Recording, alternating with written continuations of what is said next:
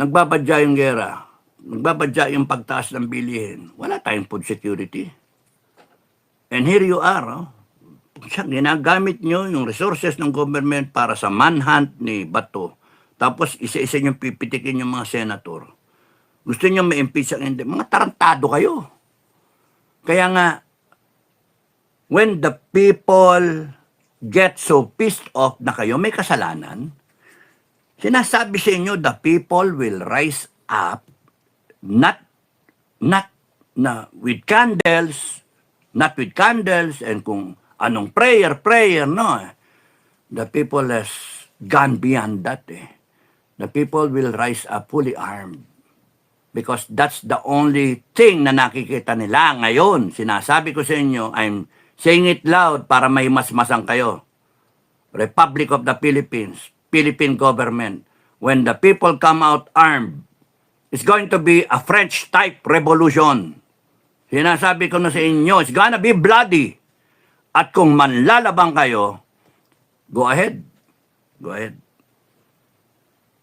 Kayo nagdala sa ganyan hindi kayo makuha sa maayos na salitaan. Tatapatan nyo ng puwersa ng gobyerno. Tarantado kayo. Ilan ba kayo sa gobyerno? Ha? Pag sama-samayin nyo, ilan kayo sa gobyerno? Ha?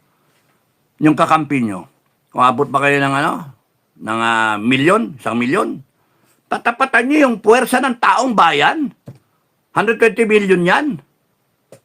Kahit kalahati, natulog sa kangkungan yung kalahati, 60 million. Wag na, marami masyado. Yung 30 million. Uy, may 30 million bumoto kay Marcos, 31 million, 32 million kay Inday. Sa tingin ninyo, ilan yung natitira pang bumoto kay Marcos? Kasi, kaya si Marcos nanalo, natanga yung boto ni Inday. Unity nga Ay, nako. Kaya, meron kayong 15 million, 16 million. Lalaban nyo doon sa 32 million, solid. Magpatayan. Ganun ang mangyayari. And the armed forces and the PNP will have a headache, migraine. Paano gagawin natin dito? Kasi pinabayaan ninyo. Pinabayaan nyo. Tinulugan nyo. Inisip nyo sweldo. You look the other way around. Inisip nyo pera, paldo-paldo. Inisip nyo kung ano, promotion ninyo. Tingnan nyo, nasaan natin, dinala yung bansa natin. Pucha kayo. Ano ngayon? Ngayon kayo magrarally? Ngayon ko niraralihin ninyo, anong gagawin? Pucha yun. Kung sirang-sira kayo, walang gustong sumunod sa inyo, at iniisip agenda ninyo, iniisip maghunta. Anak ng toko, wala, doon nyo bagsak talaga natin yan. Kaya nga ako yung ng pag-anuhan. Simple lang, para maintindihan nyo. The might of the government, ang itatapat dyan, the might of the Filipino people. Sa tingin nyo, sino mananalo? Sipin nyo, sino mananalo?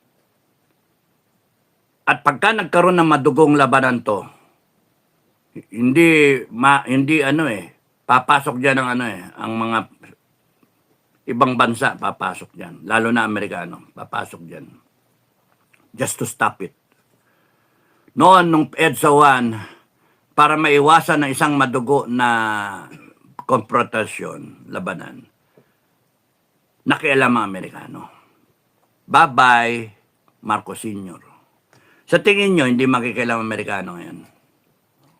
Huwag nyo kami tinatakot. Kasi nakalimutan nyo na talaga kung saan galing ang pangyarihan nyo. Nakalagay sa konstitusyon yun. All government authority, justice, judiciary, executive, Bongbong Marcos. Okay, Supreme Court, Bongbong Marcos, at saka legislative, Congress, Senate, Lower House. All government authority, NBI, AFP, PNP. Lahat na sa ngayon ng gobyerno. All government authority emanates from the people. Ba't nyo kami baboy? Ba't nyo kami binabastos? Ba't nyo kami tinatakot? Na pinapayagan namin yung Supreme Court na magdesisyon para sa amin. Pero kung hindi namin maasahan yung Supreme Court, kasi ang bagal ninyo, tapos yung mga desisyon nyo pa parang ewan. Do you want na umabot tayo doon sa punto na hindi na maniwala sa Supreme Court yung taong bayan? Do you want na umabot tayo sa punto na hindi na maniwala sa Malacanang ang taong bayan? Hindi na maniwala sa gobyerno, sa chief executive and all that, sa setup natin? Gusto niyo ba hindi na maniwala sa mga batas ang taong bayan? Putangin ng konstitusyon yan. Trash the Constitution, tapon yan. Tangina ninyo, kayo nga, hindi kayo sumusunod Ba't nyo kami pasusunurin dyan? Kayo nga kaliwa kanan, araw-araw binabiolate nyo. Tapos kami parang tupa, tatakutin nyo, isasite nyo yung mga batas natin. Tarantado pala kayo Do you want to reach that critical point in our history where the people started thinking, saying, no, tama na, ayaw na namin. We come out armed.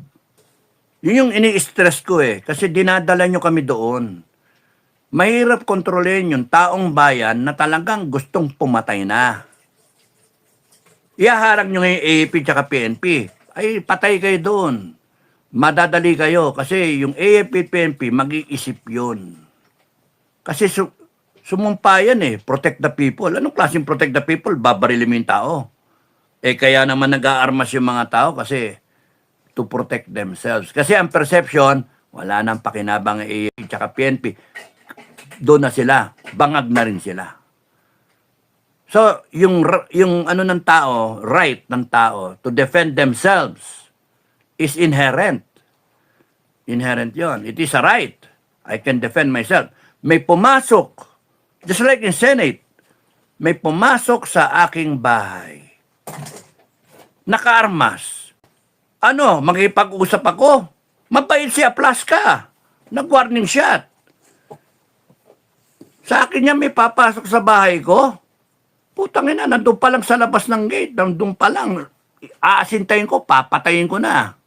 Putangin na, gago kayo. Lulusubin niyo ako tapos nun mag-aasta kayong ganon. Hindi pwede. O di pakitin niyo yung warrant. I have the right to defend myself. When the revolution happens, you cannot stop it. When secession happens, all the more you cannot stop it. Mag-declare sila ng bansa Republic of Mindanao. O anong gagawin nyo? Lulusubin nyo? Ang daming armado ron. Ang daming armado doon. You can just, may 1.8 million na armas doon Paano gagawin nyo? 1.8 million armas doon. How can you stop that now? Palulusubin yung Amerikano? Buti ko lumusob Amerikano ron. Paano na? Di biro-biro tong nightmare na nangyayari ngayon sa atin. Huwag niyo puwersahin yung putang na term limits na yan. Charter change, tangina impeachment. Magkago kayo. Tangina nyo, nagnakaw kayo. Yun lang, napakasimple. Nagnakaw kayo. Pinagtatakpan ninyo, ayon yung malagay si Inday kasi hahabulin kayo. Yun yung totoo, di ba? Tapos nun, ayaw yung mailagay yung, gusto yung matanggal yung majority sa Senate para kayo masunod sa investigasyon ng flood control. Kaya sindikato kayo lahat Pero pinapanood nyo ng taong bayan. Pagka nakita ng taong bayan na talaga wala ng pag-asa, withdraw ng support yung taong bayan, tatayo, armado. Lalong masakit ang ulo nyo. Pagka tumayo ng armado taong bayan, tapos na kayo. Because you will be forced to use the armed forces and the PNP. Pagka ginamit nyo yan, mahati yan. Yung iba, sasali sa tao. Then you have a problem. It might turn bloody civil war. Doon magkakaalaman. Who wants to die for a cause? You want to die for your cause? Binabayaran kayo? Pera-pera sa mga sindikato, sa mga drug-addict. Go ahead, you die for your cause. Dito naman yung mga tao, gusto nyong mamatay para sa bansa ninyo, para sa mga pamilya ninyo. For God, country, and people, ika nga, magpakamatay kayo. Go ahead, you die for your cause. Ubusan lang ang mangyayari dyan. Matatalo yung gobyerno, matatalo yung mga kawatan. Kasi wave after wave ang tao. Na? Wave after wave. Pagka ginising niyo yung mga Duterte supporters at nag-armas yan, ako, hindi nyo na mapipigil yan. Wala, tapos kayo. Kaya dalhin nyo doon, sige. Sinasabi ko sa inyo, iwasan. Iwasan. Tama na, NBI. Tangina ninyo kayong mga sekretary dyan. Tarantado kayo. Pati yan sa PCSO. Tama na. Doon nyo dinadali.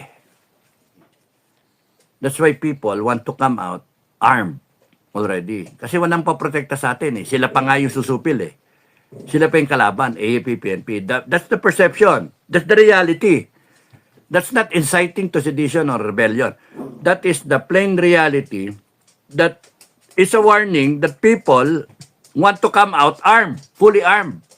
Because the perception is, wala ka nang aasahan sa AAP at PNP, kakampi na yan ni Bangag. And yun yung problema. Unless you accept that reality, AAP, PNP, Marcos government, NBI, lahat kayo, putang ina nyo, doon tayo pupunta eh. The moment na lumabas yung tao na armado, hindi na mapipigil yan. Mga mag-isip kayo, mga popol.